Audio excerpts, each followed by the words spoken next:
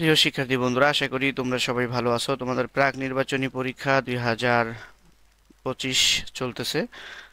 তো তোমাদের প্রাক নির্বাচনী 2025-এর যে বাংলা দ্বিতীয় পত্র প্রশ্ন আছে। তো এর আগে আহ, বাংলা প্রথম পত্র যে প্রশ্নটি তোমাদের সাথে সাজেশন শেয়ার করা হয়েছিল, কেমন কিরকম কমন এসেছে তোমরা অবশ্যই জানাবে। আশা করি এটারও শতভাগ কমন তোমরা পেয়ে যাবা। তো শিক্ষার্থী বন্ধুরা, আমি তোমাদেরকে বলে রাখি, এই বাংলা দ্বিতীয় পত্র তোমাদের যারা ইমতেহান গাইড পড়ো, ইমতেহান গাইড প্রকাশনীর যাদের, তারা শতভাগ কমন পাবা ইনশাল্লাহ। তো শিক্ষার্থী বন্ধুরা, যারা ইমতেহান গাইড পড়ো তারা ভিডিওটি স্কিপ না করে সম্পূর্ণ ভিডিওটি মনোযোগ সহকারে দেখবে, শতভাগ কমন থাকবে ইনশাল্লাহ। তো তোমাদের সাথে আর কথা না বলছি, শুরু করতেছি তোমাদের বাংলা দ্বিতীয় পত্র। যেভাবে সাজেশনটি দিচ্ছি তোমাদেরকে, তোমরা ঠিক হুবহু সাজেশনটি খুব ভালোভাবে পড়বে। এবং যারা এখনো চ্যানেলটি সাবস্ক্রাইব করো নাই, চ্যানেলটি সাবস্ক্রাইব করে ভিডিওটিতে একটি লাইক দিয়ে দিবে। তো প্রথমে দেখো, তোমাদের অনুচ্ছেদ লিখতে হবে 10 নাম্বার। তোমরা অনুচ্ছেদ লিখবা স্বাধীনতা দিবস, অনুচ্ছেদ লিখবা স্বাধীনতা দিবস, অথবা যদি অনুচ্ছেদ না লেখো তাহলে বই পড়ার আনন্দ, বই পড়ার আনন্দ, এই দুইটার যে কোনো একটা শিখবা। অনুচ্ছেদ লেখো স্বাধীনতা দিবস অথবা বই পড়ার আনন্দ, দুইটার যে কোনো একটা শিখবা, এটাতে 10 মার্ক পাবা। আর যে কোনো একটি প্রশ্নের উত্তর দাও। ঐতিহাসিক স্থান ভ্রমণের অভিজ্ঞতার বর্ণনা দিয়ে তোমার বন্ধুকে একটি পত্র লেখো, অথবা তোমার এলাকার সড়কের দুরবস্থার বিবরণ দিয়ে সংবাদপত্রে প্রকাশের জন্য একটি সংবাদ প্রতিবেদন তৈরি করো।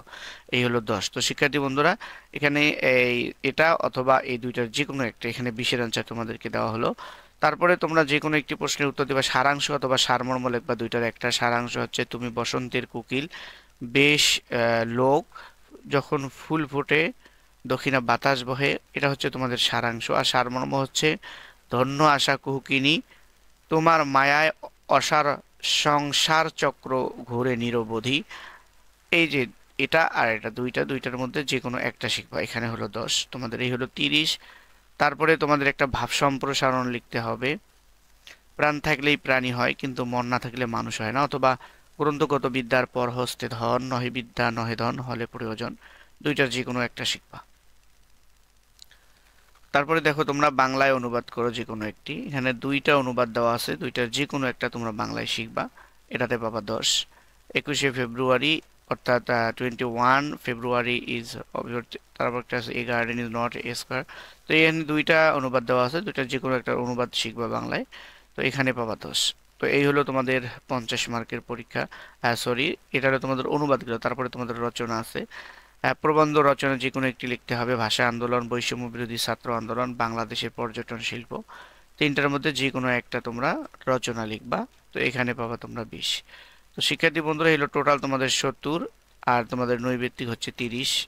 এই হলো তোমাদের 100 মার্কের পরীক্ষা। তো আমি তোমাদেরকে 70-এর অ্যান্সার খুব সহজে দেখো দিয়ে দিলাম, এবং তোমাদের নৈবেত্তিকগুলো তোমাদেরকে দিয়ে দিচ্ছি উত্তর সহ। খুব ভালোভাবে তোমরা পড়বে ইনশাআল্লাহ, যেহেতু আজকে পরীক্ষা তোমাদের খুব ভালোভাবে পাবে। তো চলুন আমি তোমাদেরকে দেখিয়ে দিচ্ছি তোমাদের বাংলা দ্বিতীয় পত্রের এমসিকিউ অ্যান্সার সহ। প্রাক নির্বাচনী পরীক্ষা 2025, 10ম শ্রেণী, বাংলা দ্বিতীয় পত্র বহু নির্বাচনী উত্তর সহ ভালোভাবে দেখে নাও। তো 1 নম্বরে হচ্ছে, কোন বর্ণটির নিজস্ব কোনো ধ্বনি নেই? কোন বর্ণটির নিজস্ব কোনো ধ্বনি নেই? গ।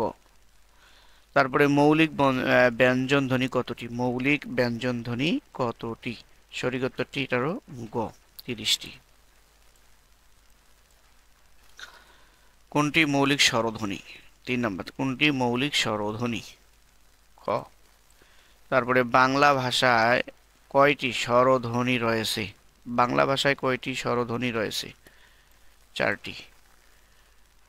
ঘোষ মহাপ্রাণ ব্যঞ্জন ধ্বনি কোনগুলো? আচ্ছা, এটা ধ ও ভ। ঔষধ শব্দের সঠিক উচ্চারণ কোনটি? ঔষধ শব্দের সঠিক উচ্চারণ কোনটি? খ। তারপরে বাংলা ভাষার উপসর্গের সংখ্যা কতটি? অর্ধশতাধিক। নৈপুণ্য অর্থে প্রত্যয়বাচক শব্দ কোনটি? নি। আগত অর্থে প্রত্যয় সাধিত শব্দ কোনটি? আগত অর্থে প্রত্যয় সাধিত শব্দ কোনটি? দক্ষিণা। তারপরে উপমিত কর্মধারায় সমাস কোনটি? উপমিত কর্মধারায় সমাস কোনটি? খ। চন্দ্রমুখ। তারপরে দেখো 11, হাতাহাতি এর সঠিক ব্যাসবাক্য কোনটি? হাতে হাতে যে যুদ্ধ, হাতাহাতি। চশমা কোন ভাষার শব্দ? ফার্সি। বাংলাদেশ কোন বিশেষ্য পদ? বাংলাদেশ কোন বিশেষ্য পদ? খ নাম বিশেষ্য। অর্থের সঙ্গতি রাখার জন্য বাক্যে ব্যবহৃত কোন পদের পরিবর্তন প্রয়োজন? সর্বনাম। পাথুরে মূর্তি, এখানে পাথুরে কোন প্রকারের বিশেষণ? কোন প্রকারের বিশেষণ? উপাদানবাচক। তারপরে দেখো তোমাদের 16 নাম্বার, অসমাপিকা ক্রিয়ার সঙ্গে সমাপিকা ক্রিয়া যুক্ত হলে যে ক্রিয়া গঠন করে তাকে কি বলে? প্রযোজক নাম। ক নাম্বার প্রযোজক ক্রিয়া। তারপরে দেখো এটা 16 নাম প্রযোজক না, সরি, এটা তোমার যৌগিক প্রক্রিয়া হবে, যৌগিক ক্রিয়া, যৌগিক ক্রিয়া। তারপরে দেখো, রাখাল গরুকে ঘাস খাওয়ায়, এই বাক্যে খাওয়ায় কোন ধরনের ক্রিয়া? খাওয়ায় কোন ধরনের ক্রিয়া? প্রযোজক ক্রিয়া, প্রযোজক ক্রিয়া। তারপরে দেখো তোমাদের 18 নম্বর, গঠন বিবেচনায় ক্রিয়া বিশেষণকে কয় ভাগে ভাগ করা যায়? 2 ভাগে। মন দিয়ে লেখাপড়া করা দরকার, এ বাক্যে দিয়ে কোন ধরনের অনুসর্গ? গ ক্রিয়াজাত। তাকে আসতে বললাম তবু এলো না, এ বাক্যে কোন ধরনের যোজক ব্যবহৃত হয়েছে? বিরোধ। হে বন্ধু, তোমাকে অভিনন্দন, এই বাক্যে কোন আবেগ প্রকাশ পেয়েছে? প্রশংসা, করুণা, সম্বোধন, অলংকার।